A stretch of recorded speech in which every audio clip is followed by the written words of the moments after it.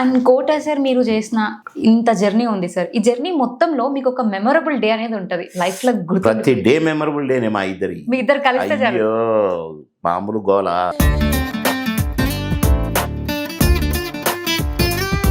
అవకాశాలు ఇచ్చింది దేవుడే, నటింప చేసింది దేవుడే. స్విచ్ ఆఫ్ టక్ కథ ఎట్లుండట్టు వెళ్ళిపోవాల్సిందే.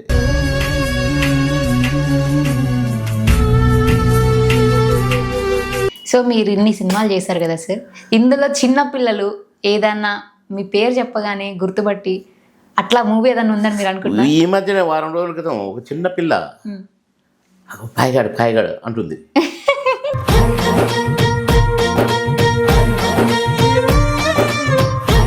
ఇప్పటికీ కూడా డీజేలలో మూవీ ఒక పాట ఏంటంటే బావలు సయ్యా,